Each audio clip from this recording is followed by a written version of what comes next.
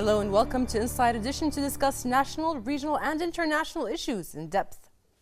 This weekend, the Kingdom of Saudi Arabia hosted a Gulf-US Summit and an Arab-Islamic US Summit, during which American President Donald Trump took part, where he began his first trip overseas as president. The historic gathering of the leaders of more than 50 Muslim nations discussed enhancing bilateral and multilateral cooperation among each other, in addition to the growing concern about terrorism and the spread of radicalization. We will be discussing the matter with the Saudi published writer Abdullah AlAlami. But first, let's watch the meeting between His Majesty King Hamad bin Isa Al Khalifa and the American president. Good morning, everybody, and it's a great honor to be with you. Our countries have a wonderful relationship together, but there has been a little strain. But there won't be strain with this administration. We're going to have a very, very long-term great relationship, and we look forward to it very much. Thank you. Many of the same things in common. Thank you. So thank you for being with us. We have a great relationship with the United States of America, which the President today presents it so greatly.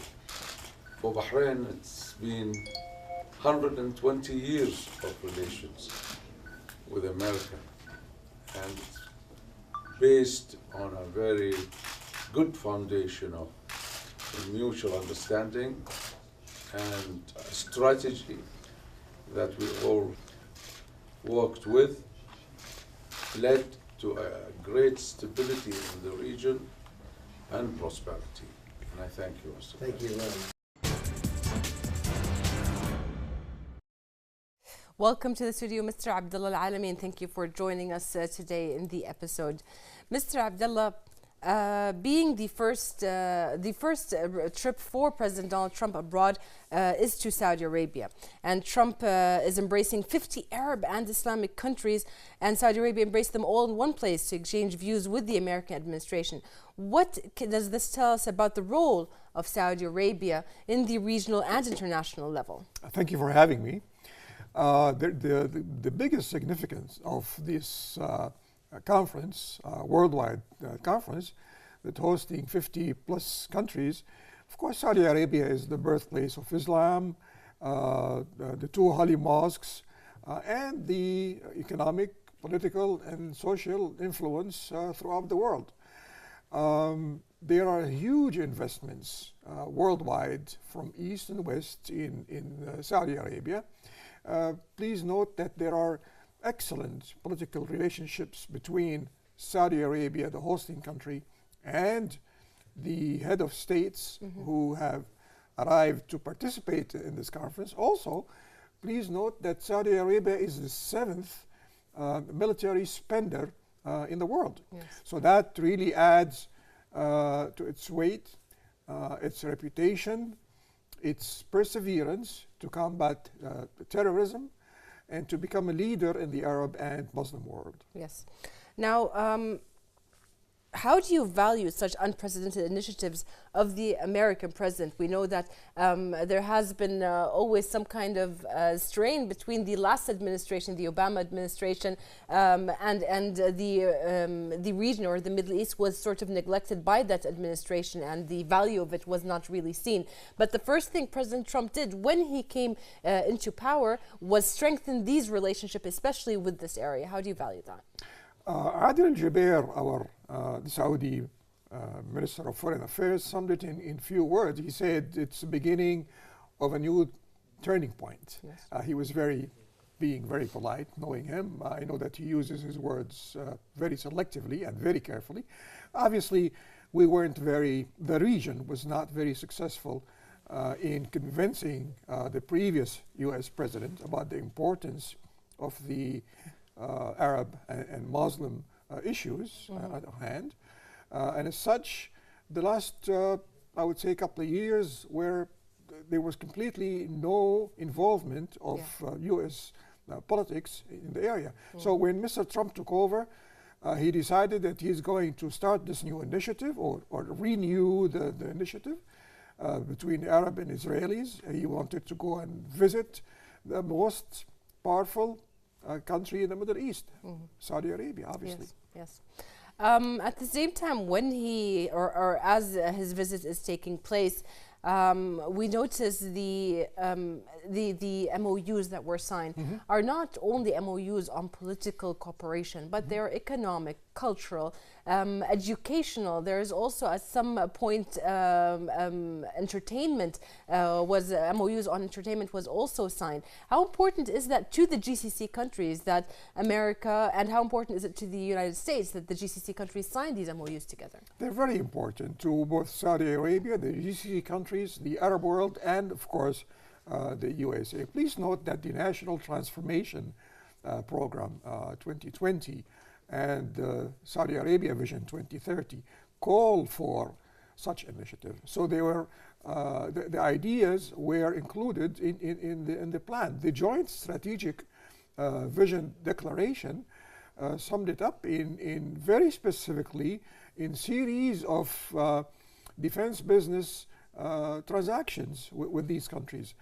The total deals about $300 billion US dollars. Yes. 110 of which are in the defense, for the defense budget. And if you don't mind, I can read you from the list, which I've collected yesterday. Yes, Blackstone, 40 billion, Lockheed, 28 billion, GE, 15 billion, Honeywell, McDermott, the Dow, ExxonMobil, Raytheon, Boeing, Halliburton, Baker Hughes. Yes. These are megabytes companies, huge companies. This is as far as the economic issues, as if you've rightly indicated. Yes. On the commercial side, we were expecting 35 CEOs to arrive in the countries, and then the number went up to 50. Actually, 55 showed up, which is very good. Yes.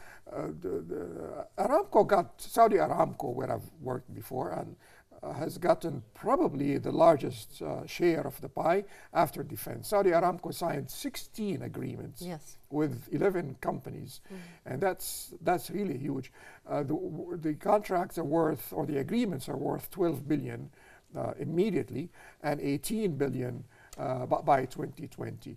The private sector, let's look at who is the biggest winner of all this. Yes. The biggest winner is really the private sector. What we think that, being an economist, I think that the private sector contributes today 40% of the total GDP, gross domestic product of Saudi Arabia. We believe that in 2008 it was just 32%, and of course it's going to go up by 2020. Look at non-oil exports, for instance.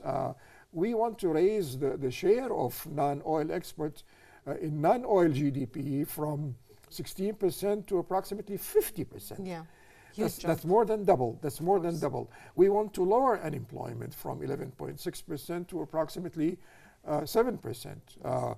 There are, yes, we all know, these are published data, there are hundreds of thousands of Saudis who are looking for jobs, and these new agreements, if you will, with the international companies will increase employment in tourism, innovating mobility, infrastructure, in healthcare, business, in utilities and logistics, in almost every aspect of Saudi business. Plus, what we want to do really, the bottom line of all this is really want to identify the global best practices, and not only to identify but also apply, because it's not enough to say, okay, this is what we want to do.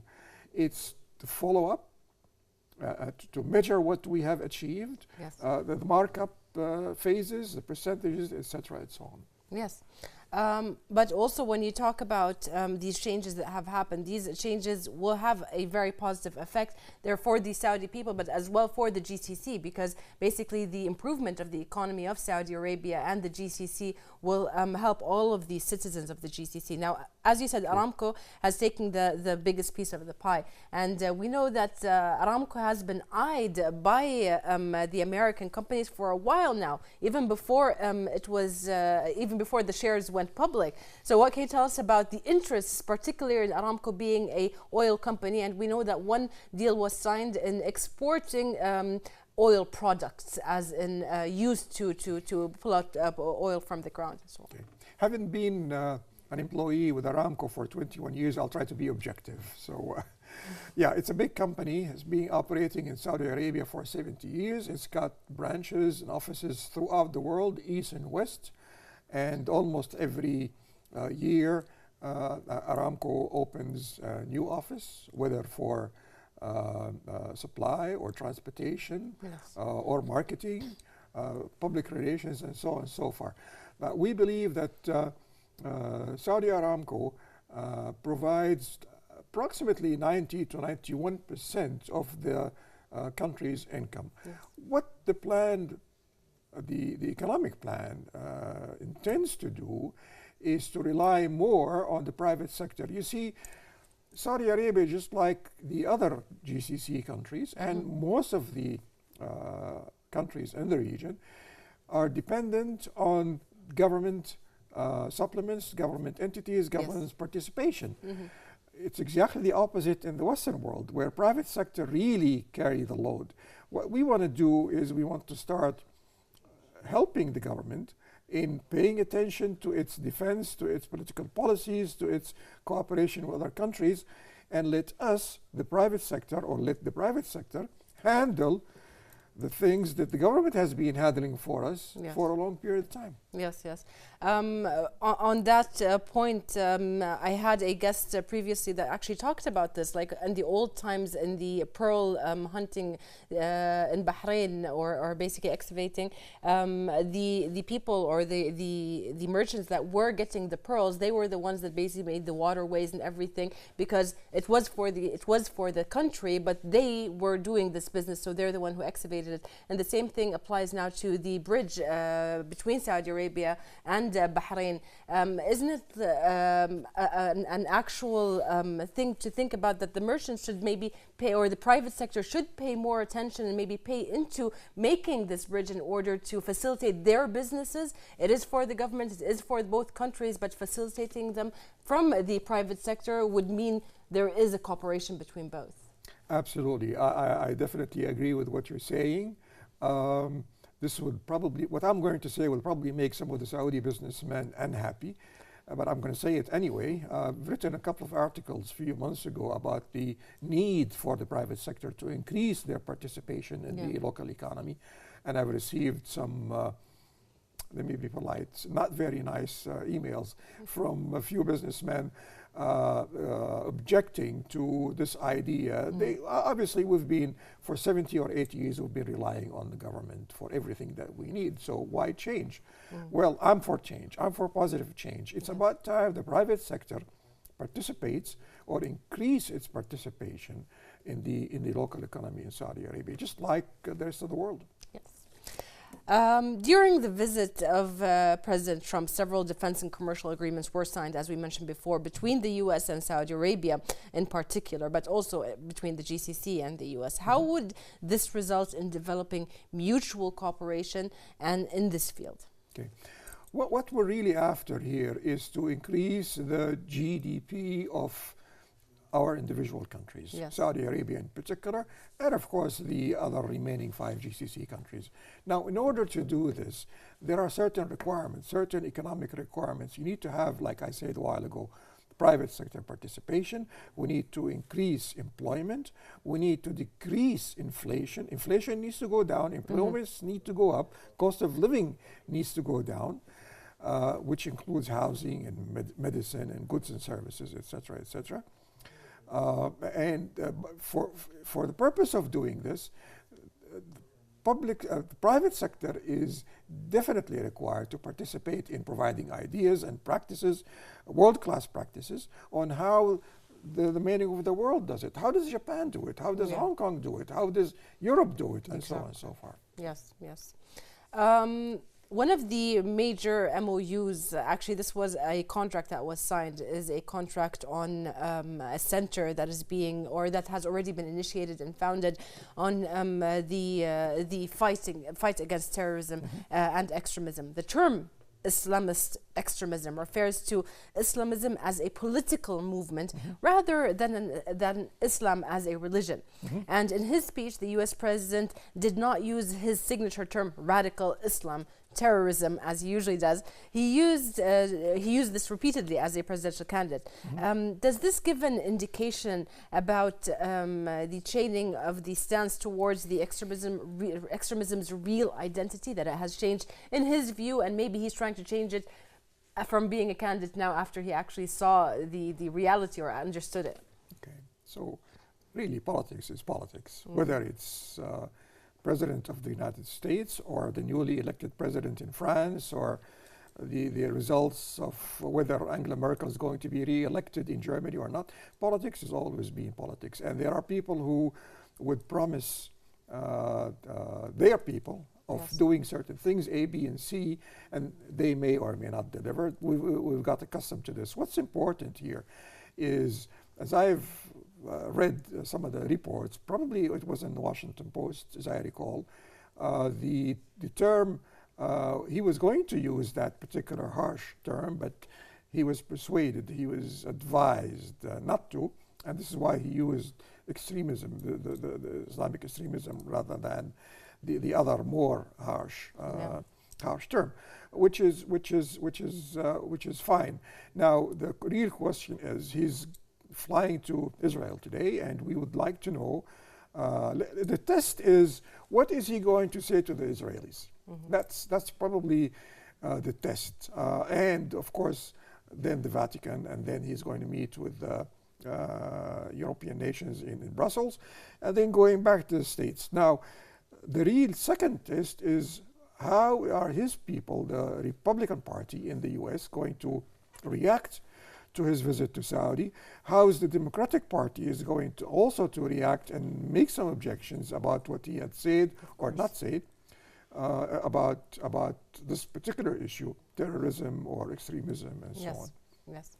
Now, on this same topic, U.S. President Donald Trump called on Muslim leaders to do their fair share to drive out extremists from their countries in a speech that put the burden on the region to combat militant groups. Every time a terrorist murders an innocent person and falsely invokes the name of God, it should be an insult to every person of faith. Terrorists do not worship God. They worship death. If we do not act against this organized terror, then we know what will happen and what will be the end result. Terrorism's devastation of life will continue to spread. Peaceful societies will become engulfed by violence, and the futures of many generations will be sadly squandered. Decades Iran has fueled the fires of sectarian conflict and terror. It is a government that speaks openly of mass murder, vowing the destruction of Israel, death to America, and ruin for many leaders and nations in this very room. Among Iran's most tragic and destabilizing interventions, you've seen it in Syria. World leaders gave their reaction to U.S. President Donald Trump's speech at the Arab Islamic American Summit, expressing their own standpoints on combating extremism in the region. Terrorist groups do not inhabit the fringes of Islam. They are altogether outside of Islam. They are Khawarij, outlaws of Islam. And Arabs and Muslims make up, as you pointed out, sir, the majority of their victims. Intolerance and ignorance will only aid terror groups. It is vital to help everyone, everywhere understand this. I am aware that there is a widespread belief here that Iran has contributed largely to the instability in the region. As a country that enjoys and values good relations with countries in the region, Malaysia feels that Iran must avoid and should avoid any action that could be seen as interfering in the internal affairs of its neighbors. This is not only for the sake of regional stability, but also for the unity of the Ummah. Coming back to the studio and our guest here, Mr. Abdullah.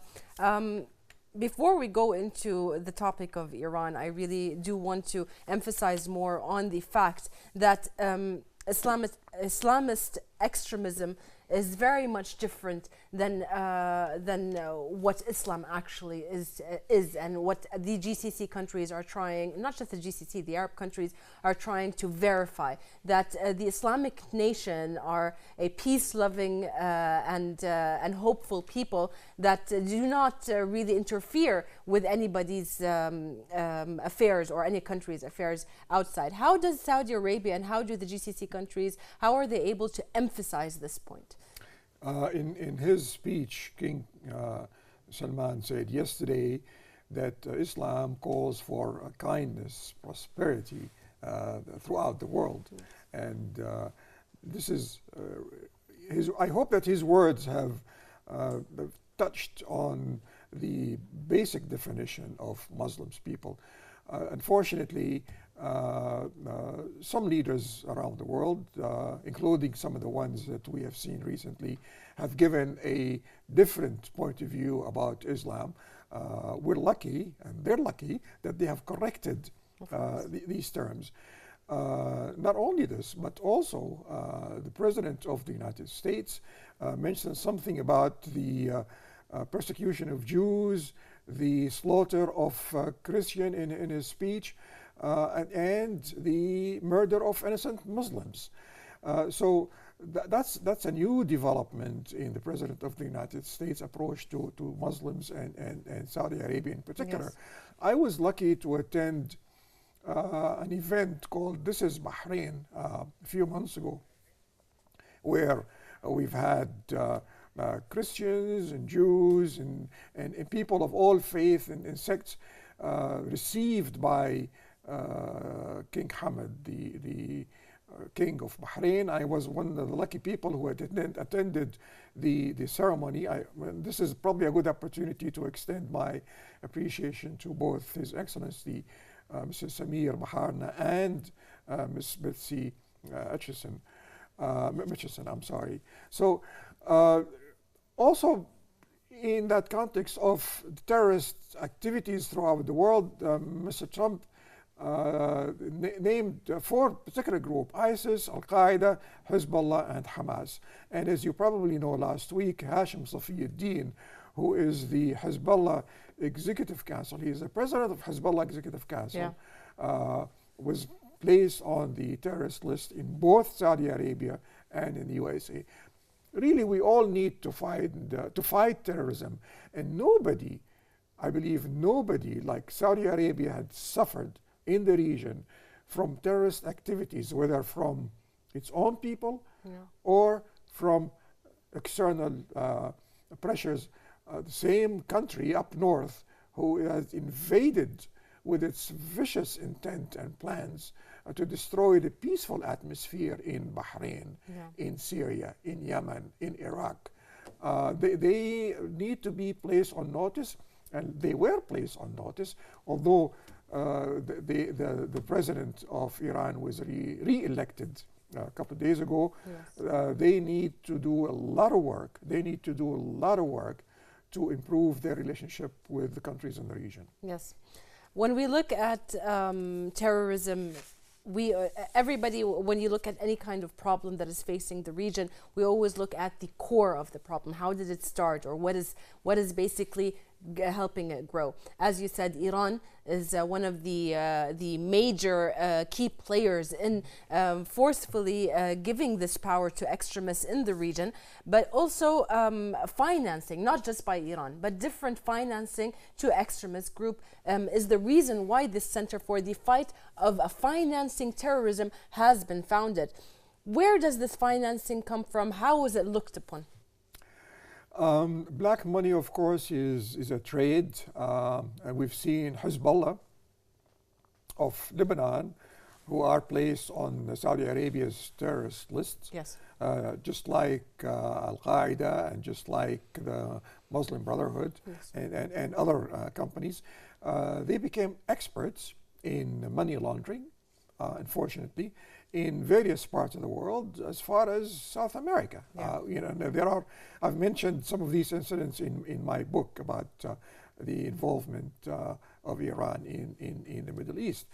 I think what's important for us here, again, going back to Iran and how it intimidates and facilitates the laundering of money through its branches in the countries that I've mentioned, Iraq, Lebanon, Syria, and the Yemen.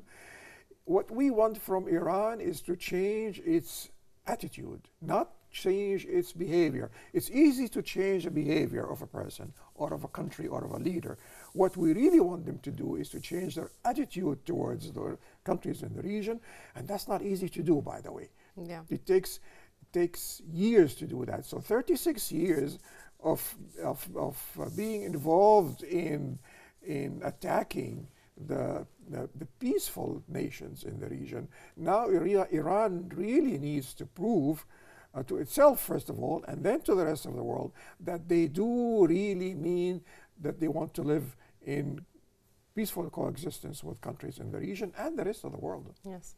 For whoever watched the live shows yesterday all over televisions about the summit, we can see that President Trump, and now as we saw the Malaysian Prime Minister, they singled out Iran, especially President Trump. He singled out Iran as a key source of funding and support for militant groups.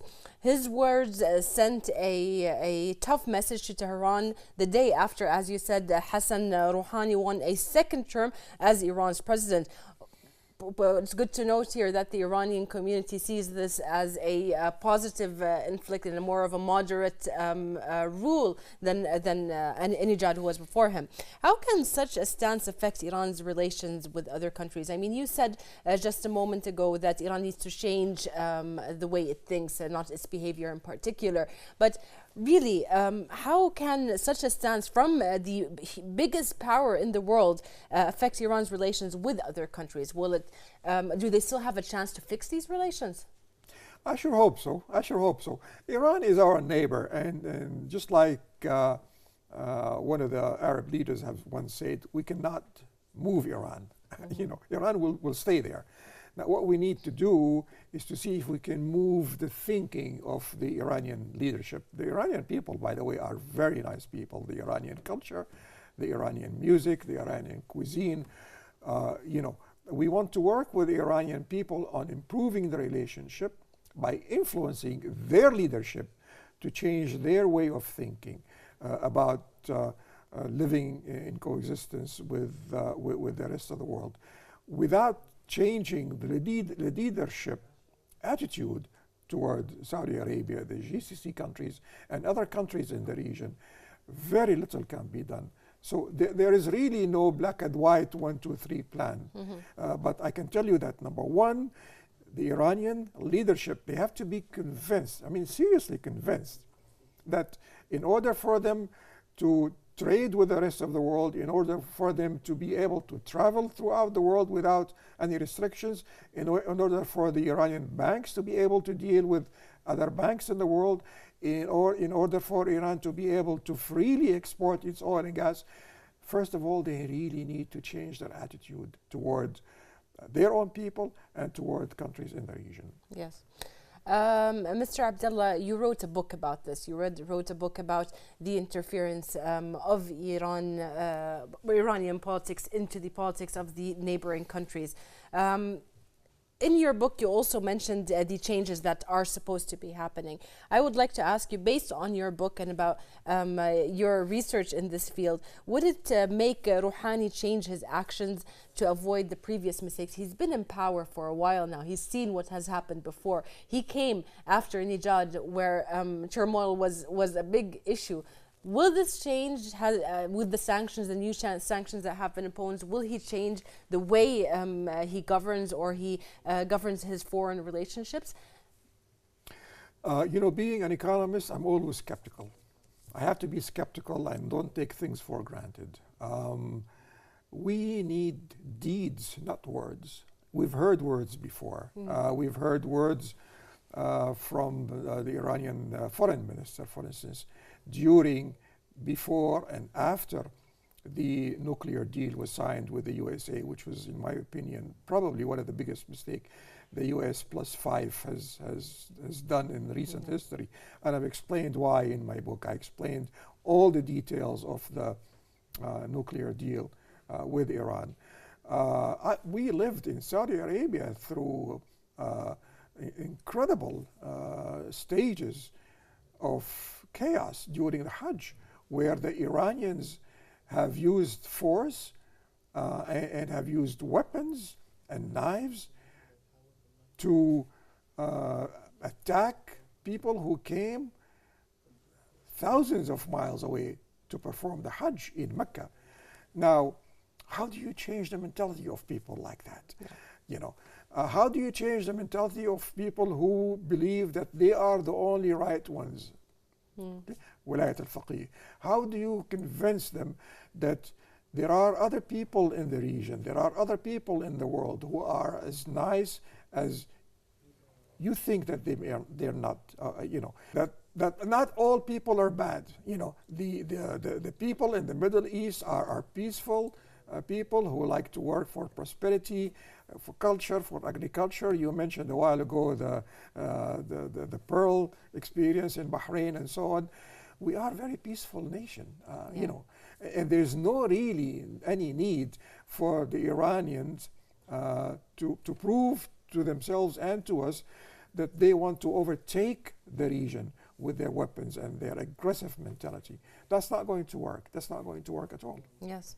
Actually, we would like to elaborate on the issues, why the deal between the U.S. and Iran was such a mistake. Yeah. When President Trump took over, one of the things that he said he was going to do, and I do hope that he pursues what he said he was going to do, is to look again at this deal. We weren't happy with the previous U.S. administration handling of the Iranian issue, and it was very obvious. I mean, you know, the reaction from the Arab world, the reaction from the GCC countries was not very positive, obviously. Yes. What we would like to do is to revisit that deal one more time. I've explained in my book that Iran has the capability, will have the capability of re-entering the nuclear age again in 10 years. I don't know why. I mean, you know, is that to satisfy them, or is that to satisfy the USA? I mean, I'm sure there are other reasons. Also, I mentioned in my book that the Washington Post and New York Times have indicated that there are some secret agreements that they were not mentioned in the Iranian deal. And I know for a fact that if Washington Post and New York Times want to pursue this, they would, and they will find these secretive deals. I was in Washington, D.C. Last year, and we were told that in this basement in Washington, D.C. government office, there were documents pertaining to September 11 and Saudi Arabia involvement in that. I mean, that's nonsense. Why keep that in a basement when we already proved to the USA and to the rest of the world that Saudi Arabia officially was not involved in September 11 attacks? Yes. The same thing should apply to this Iranian secret quote-unquote agreements. We want to see these agreements. What do they entail? What do they describe as far as Iranian-USA relationship in the coming years for the good of the Iranian people, the USA people, the American people, and the rest of the world? Yes. I mean, as you said, talk is cheap. Actual evidence is stronger in pursuing or fighting these allegations, whether they are true or not. Now, Saudi Arabia and the GCC countries have not started fighting extremism recently. They've been fighting it for years and years in the past, whether culturally, whether militarily, and we know that Saudi Arabia has been involved in a war protecting their borders in Yemen, or on the borders of Yemen. Also a few days ago, a rocket was or hit the south of Riyadh, our capital. So we see that this there is still some tension going on. There is still some fear, but it starts off with fighting extremism. What can you tell us about Saudi Arabia and the GCC's steps in fighting this extremism from before, and how will it change now after this agreement? I believe Prince Mohammed bin Salman has indicated in one of the recent interviews that we could easily take over Yemen in a couple of weeks, maybe 3 weeks max. Yes. But because of the humanitarian needs, and because of not wanting to attack civilians, and because of wanting to preserve the lives of innocent people in Yemen, we would rather not do that. We would rather do it one step at a time. And as you know, already 85% of Yemen has been liberated, if you will, from the Houthis and from the previous government. So I think we need to take it one step at a time to prove to the rest of the world that we mean well. You know, what we are doing is good, not only for Saudi Arabia, who is being bombarded with these Iranian missiles, by the way. Yes. But also we want to protect our villages and cities in the south of the country. We also want to protect the actual Yemeni civilians who live under attacks day in, day out.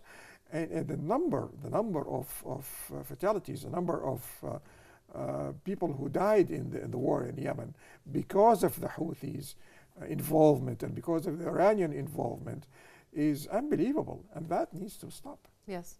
Saudi Arabia is fighting this war against the Houthis, not alone, but it's a coalition between the GCC countries as well as Sudan and some of the other Arab countries also.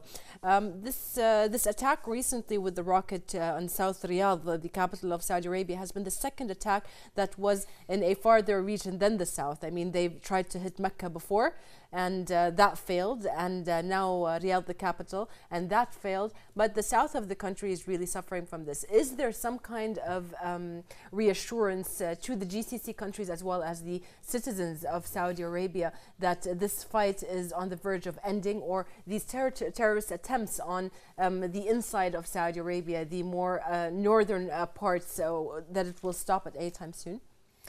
We're fighting two wars. We're fighting the war inside against terrorists who are being sent and financed and assisted and helped and equipped by the Iranians. And yes. You may have heard about the recent incidents in the eastern province. People in Qatif are very peaceful people. They want to live in peace and prosperity. They want to go on for their own day-to-day living in peace. However, the Iranians insist to mingle into their business, yes. enticing them and even pushing them into some activities. Using fear.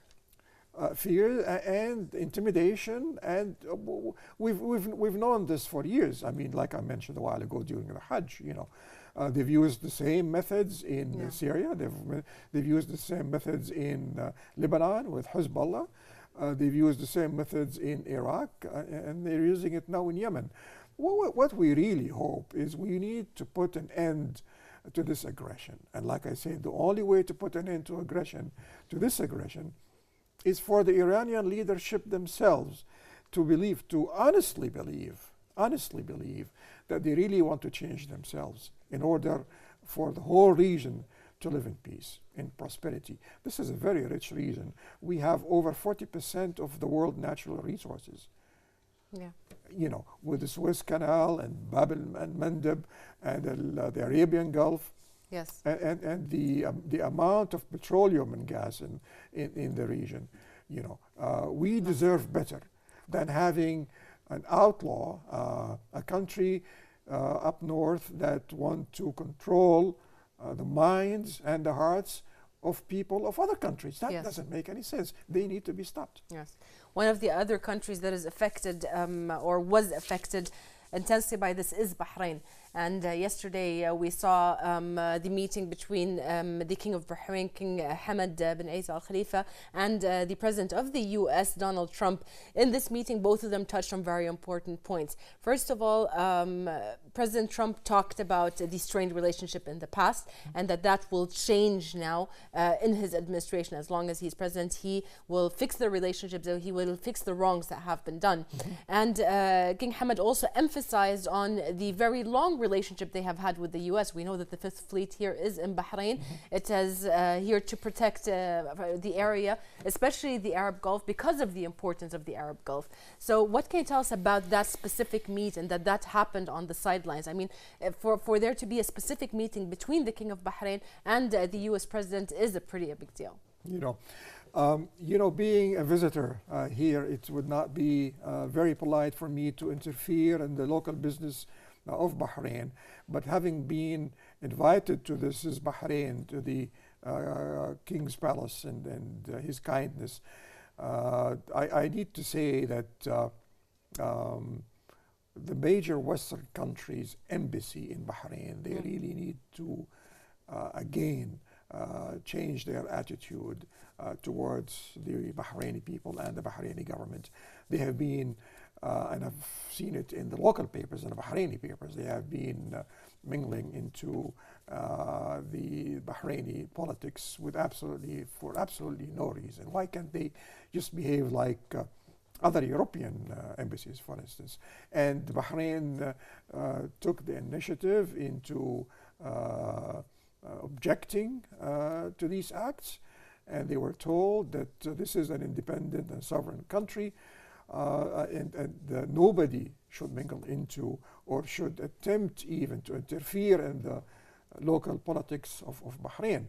And I believe that's another reason why the previous US administration was not very successful in the region, is because they did not pay any attention to their diplomats making some negative comments about the society, about the rulers, and about the country, and so on. Bahrain and the GCC are a red line. As per the countries themselves, the GCC leaders themselves, the previous visit of Theresa May, she also very intensely mentioned that whatever happens in the GCC countries is as if it happens in Britain. So the protection of the British is there, and now the protection of the US, which has been there for a while now, but now it has been re-emphasized. Is that important to the region, especially that the Arab Gulf is the place that is being protected, or the area that has to be protected? If Saudi Arabia is the richest country of the GCC, I believe Bahrain is the most beautiful. It's the pearl of the GCC. It's and I'm not only saying this because I'm invited by Bahraini TV, but the people here are very nice. You find all kind of merchandise that you want. Life here is easy and peaceful. Bahrain has proved to be on the top 10 of business-oriented countries throughout the world. And this is very good. It's easy to conduct business here. Yes, there are areas of improvement, obviously, but it's not a complicated. It's not a complicated country like maybe some other countries in the region. I see the way I see it is that Bahrain, with its over 100-year of history, rich history, recent history. Of course, Bahrain has been in existence for over 4,000 years in different names and different titles and so on. But the peaceful existence of current Bahrain will continue to be peaceful, will continue to live in peace and harmony with the rest of the countries in the region and the rest of the country in the world. Theresa May was absolutely right in what she has indicated. Yes. Now, Saudi Arabia's new global center for combating extremist ideology comes in line with the kingdom's efforts to eradicate terrorism. You touched on that subject a little bit, but let's elaborate. Tell us more about its goals and methods of reaching these goals. There are basically three goals for this center, as it was explained on their website: the intellectual, the media, and the numerical methods and means. How? You've probably seen yesterday there were at least 200 analysts, both males and females, all Saudis, working to analyze data. They would be able to trace down a piece of data that comes from anywhere in the world within 6 seconds. Yes. 6 seconds is all it takes. Wow. Because of the high capability of the computer system that they have installed. As you know, the center was founded by a number of countries, right? And the board of directors is composed of 12 members. We're still yet to be announced who the members are and so on. But I see an indication that we are going to be able to confront terrorism in the region. I've heard various US and European diplomats make some very positive comments yesterday in our social gathering and so on about the future of the center and what the center can provide to protect the lives of innocent people in the region. Yes, yes. Mr. Abdullah AlAlami, can you please tell us now at the end of our show just any last comments that you may have and also the sum up of the summits yesterday? I think once again I want to thank you for inviting me. This is really an honor and pleasure, although you've had so many difficult questions. But what really is interesting about this conference, the last 2 days, is the fact that Saudi Arabia was able to host a conference including some 50 plus countries throughout the world, the most powerful country in the world, USA, the president and many of his staff. Of course, people were very happy when Donald Trump visited the cultural center and he performed the cultural dance with the King Salman, and everybody was happy and everybody's smiling, and this is what we would like to see happening. We want to get out of this terrible phases of terrorism that we've been living under, whether it's internal, like I mentioned a while ago, from terrorist groups pushed by, financed by, assisted by the Iranians, or external threats, from countries surrounding Saudi Arabia. I think the summit is very successful, but we will yet to see the results. We want to wait until the President of the USA goes back home, briefs his people about the commitment that we have made, the commitment that the USA had made, and how can we achieve the results we said we want to achieve. Because that's the only measure, that's the only way we can tell if we have actually been successful in pursuing peace and prosperity in the region. Yes. Now, before we end, I'd like to also comment on the fact that one of the main subjects yesterday during the summit was coexistence. Coexistence, it was spoken about by King Salman. King Hamad spoke about it as well. During the final press conference for Donald Trump, Ivanka Trump talked about the importance of coexistence and how it internalizes or basically internalizes into the fight against terrorism. And Bahrain has always been a template in the living of coexistence. The grounds of Bahrain have always been a safe haven for anybody that would like to come live here or come visit here or even know more about the other GCC countries. Bahrain has always been open to it. Now, thank you very much, Mr. Abdullah AlAlami, for being with us today. It was a great honor. And we would like to thank you, dear viewers, for watching, and see you next week in another episode of Inside Edition.